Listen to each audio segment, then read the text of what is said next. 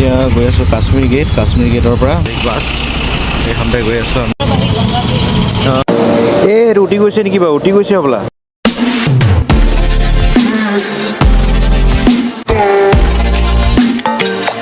এয়া হৈছে দিল্লীৰ 2টা বজাৰ ৰাতিৰ দৃশ্য আৰু দেখাবলৈ চেষ্টা কৰিছোঁ।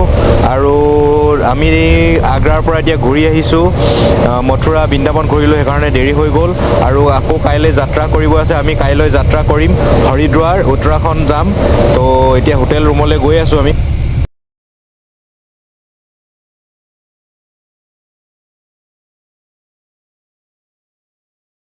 আৰু কালি কিমান ৰাতি হৈ গ'ল আপোনালোকে দেখিছিলে, 2টা বাজিলে ৰুম পাওঁতে একদম মানে 2:30 মানে হৈ গ'ল। আৰু এতিয়া ৰাতিপুৱা গা চা ধুই ল'লোঁ। গা চা ধুই মেলি এতিয়া আমি আকৌ ইয়াৰ পৰা ওলাবলৈ হ'লেই, হোটেলটো এৰিম আৰু আমি আজি। আৰু এতিয়া আমি আছিলোঁ পাহাৰগঞ্জত যিমান হোটেল আছিলে, হোটেল টুডে ইণ্টাৰনেশ্যনেল হোটেল। তো ইয়াতে আছিলোঁ, ইয়াৰ পৰা চেক আউট কৰিম, ওলাম আৰু ইয়াৰ পৰা এতিয়া। আৰু ইয়াৰ পাছত আমি গৈ আছোঁ হৰিদ্বাৰ, আপোনালোকৰ লগত লৈ গৈ আছোঁ। মৰ্ণিং। আৰু আমি এতিয়া এই ৰুমৰ পৰা চেক আউট কৰিব লৈছোঁ আৰু ইয়াৰ পৰা আমি ওলাই যাম হৰিদ্বাৰ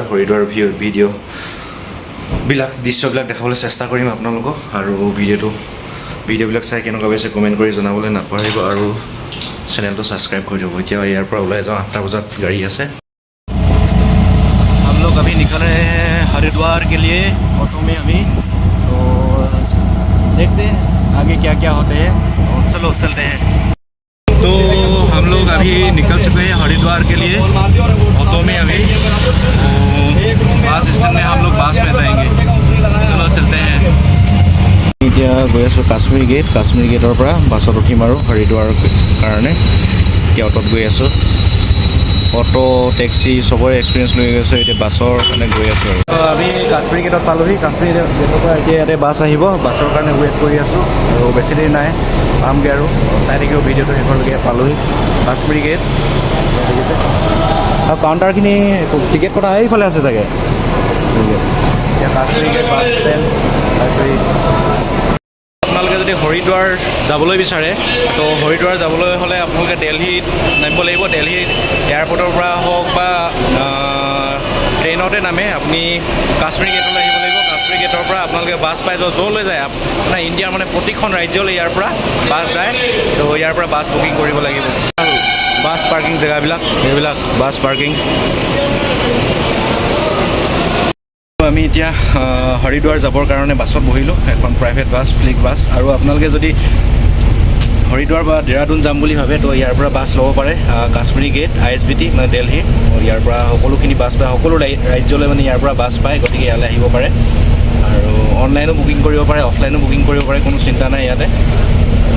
চাই থাকিব ভিডিঅ'ত, আমি দেখাই থাকিম। আমি এতিয়া কাশ্মীৰ গেটৰ পৰা ওলালোঁ আৰু বাছ ষ্টেণ্ডৰ পৰা। এতিয়া ডাইৰেক্ট আমি যাত্ৰা কৰিম উত্তৰাখণ্ড, হৰিদ্বাৰ। আৰু মনটো বহুত ভাল লাগি আছে আৰু এক্সাইটেডো হৈ আছোঁ।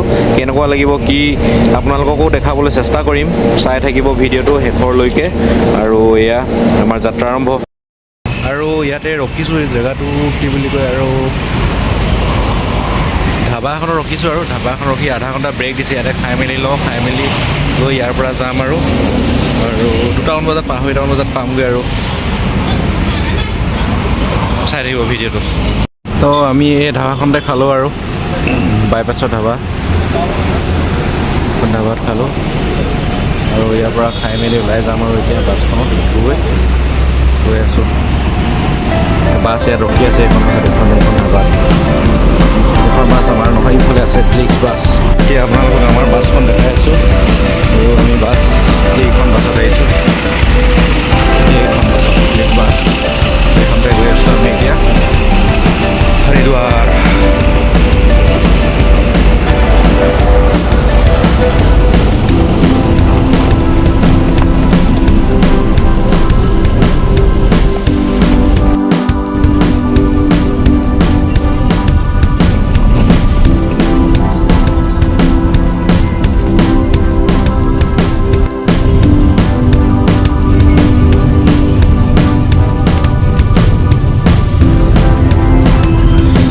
ইয়াতে কিন্তু মানিব লাগিব দেই, চাৰিওফালে সেউজীয়া পাহাৰ আৰু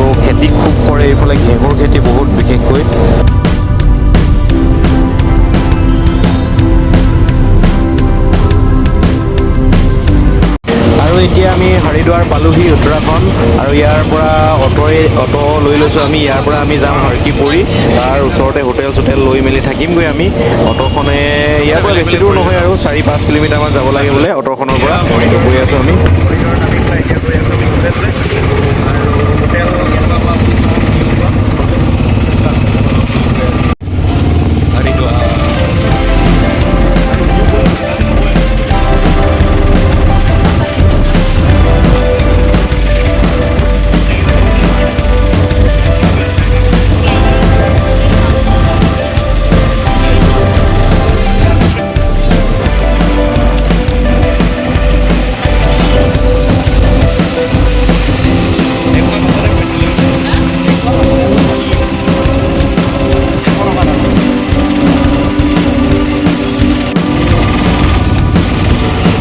সেইফালে দূৰত আপোনালোকে দেখিবলৈ পাইছে বগাকৈ সেইটো সেইখন হৈছে ওম পুল বুলি কয়, ওম পুল।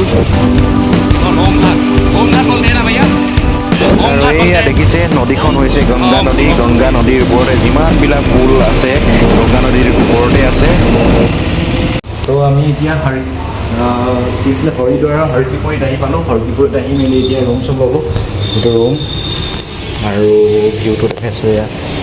ইয়াৰ পৰা বেছি দূৰ নহয় আৰু এইফালে দেখিছে পাহাৰ আৰু এইফালে যাব লাগিব ৰুম। ইয়াত হোটেল আছে, বহুত হোটেল আছে ইয়াত দেখিছে। আৰু ইয়াৰ পৰা আজি গংগা আৰতি চাবলৈ পাম বুলি কৈছে, তো সেইকাৰণে বহুত ভাল লাগিছে মনটো। গতিকে ইয়াৰ পৰা আমি ওলাই যাম, গা চা ধুই ফ্ৰেছ হৈ ল'ম। আপোনালোকে চাই থাকিব আজি আপোনালোকক লাইভ দেখুৱাম গংগা আৰতি চাই থাকক। আহি মেলি এতিয়া ফ্ৰেছ হৈ ল'লোঁ। আমি এতিয়া আছোঁ হৰকিপুৰী আৰু ইয়াৰ পৰা গংগা স্নান আৰু ইয়াত গংগা আৰতি হ'ব। এতিয়া তাকে চাবলৈ যাম, 6টা বজাৰ পৰা হ'ব বোলে। আৰু এতিয়া ফ্ৰেছ হৈ ইয়াত কাপোৰ চাপোৰ গোটেই মেলি থৈছোঁ, দেখিছেনে কেনেকুৱা হৈ আছে অৱস্থা।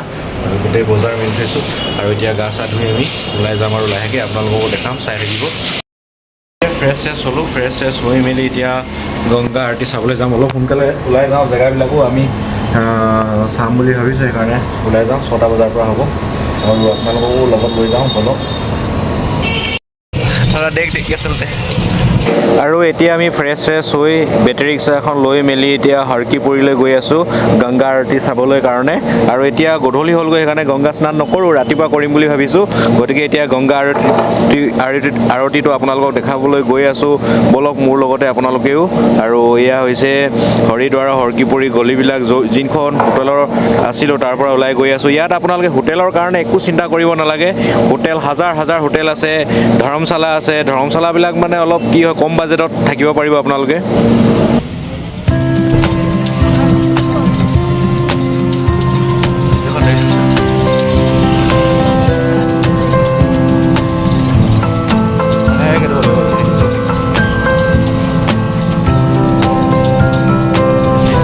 अभी भीड़ कम हो गया ना भैया? सही है।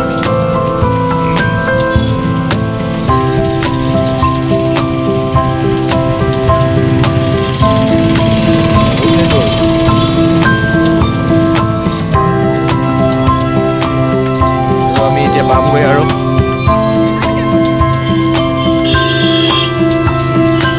হৰকিপুৰী গৈ আছোঁ।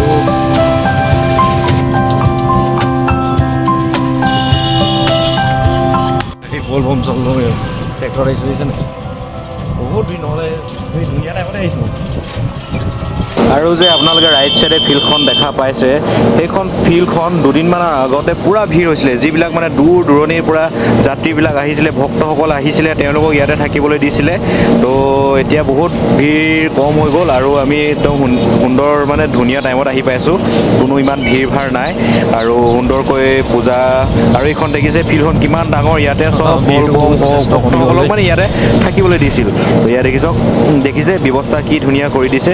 আৰু এতিয়া আমি গৈ আছোঁ হৰকিপুৰী ঘাটলৈ গৈ আছোঁ, য'ত মানে গংগা আৰতি হয়, তালৈ গৈ আছোঁ। ৰিক্সাখন নমাই দিলে আমি ইয়াৰ পৰা গৈ আছোঁ, দেখিছে য'ত গংগা আৰতি হয় তালৈ গৈ আছোঁ।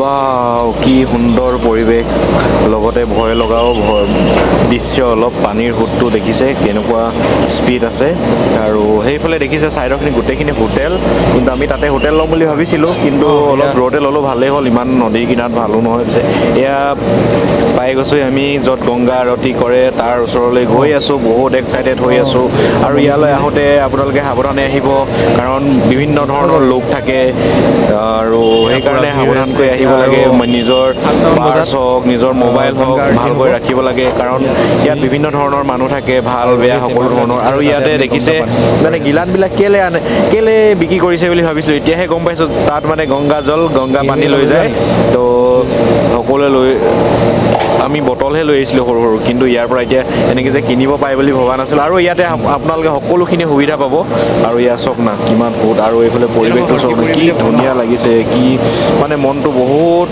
শান্তি লাগিছে আৰু সেইফালে এখন দূৰত দলং দেখিছে সেইখনৰ নাম হৈছে ধনুষ পুল কাৰণ ধনুখনৰ নিচিনা দেখাৰ দৰে সেইখন হৈছে ধনুষ পুল আৰু ইয়াতে হ'ব গংগা আৰতি দেখিছে দুয়ো পাৰে কেনেধৰণে মানুহবিলাক জমা হৈছে কাৰণ এতিয়া গংগা আৰতি ষ্টাৰ্ট হ'ব বেছি সময় নাই আৰু আমি যিফালে আমি গংগা আৰতি কৰে তো সেইফালে একদম ওচৰতে পালোঁ আৰু জেগা আৰু কিমান ভিৰ হৈছে চাওকচোন গংগা আৰতি চাবৰ কাৰণে আৰু আমি মাজতে ওচৰতে মানে জেগাটো পাই গ'লোঁ সুন্দৰভাৱে আৰু ইয়াতো বহিবলৈও পাইছোঁ বহিবলৈ হ'লে আপোনালোকে ত্ৰিপাল ইয়াতে বিক্ৰী কৰে তাতে ল'বলগীয়া হৈ যায় ল'বলগীয়া আৰু কাৰণ নহ'লে পেন চেন তিতি শেষ হৈ যাব ইয়াত দেখিছে আৰম্ভ হ'ব আৰু माँ गंगा की दिव्य आरती दर्शन के लिए हर की पौड़ी पर पधारे समस्त श्रद्धालु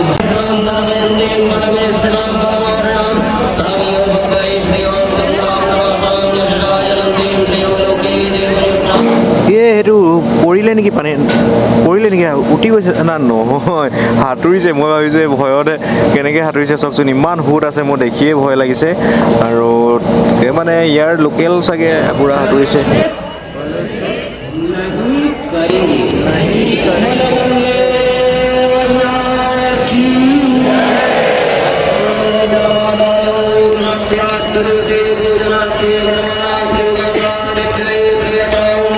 আৰু এনেকৈ সুন্দৰভাৱে নাম মানে ভগৱানৰ নাম লৈ গংগা আৰতি ষ্টাৰ্ট কৰিব আৰু এতিয়া মেইনটো ষ্টাৰ্ট হোৱা নাই সেইকাৰণে আমি ইয়াতে ৱেইট কৰি আছোঁ বহি আছোঁ আৰু থিয় হৈ গৈছোঁ মানে ইমান যে ভাল লাগিছে মনটো শান্তি লাগিছে আপোনালোকক কি ক'ম আপোনালোকে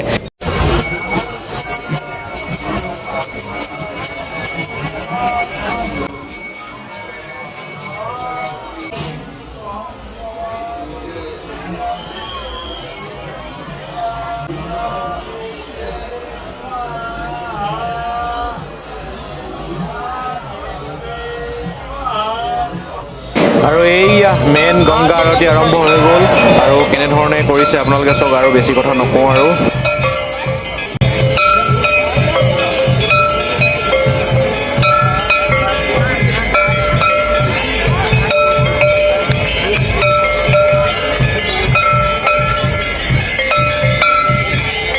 সঁচাকৈ ইয়ালৈ আহি নিজকে বহুত ভাগ্যৱান বুলি ভাবোঁ কাৰণ এনেকুৱা এটা দৃশ্য চাবলৈ পাম বুলি মই ভবাও নাছিলোঁ আৰু যেতিয়া ভগৱানে তেওঁৰ চৰণলৈ মাতে যেতিয়া মা গংগাই মাতে তেতিয়াহে আপুনি এনেকুৱা ঠাইবিলাকলৈ আহিবলৈ পাৰে চাওকচোন আৰু সোঁতবিলাক চাওক পানীৰ সোঁত ৰাতি গৈ আছোঁ আমি খৰ্গীপুৰীৰ পৰা ৰাতিৰ দৃশ্য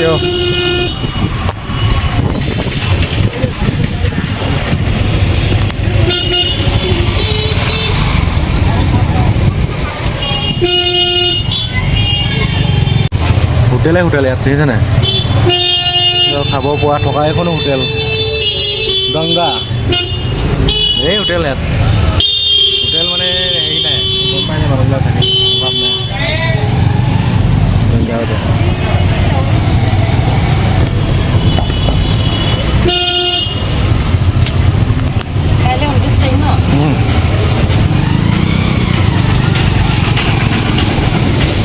মানুহটো এনেকৈ ক'লেচোন তালৈ একো লাভ নাই বুলি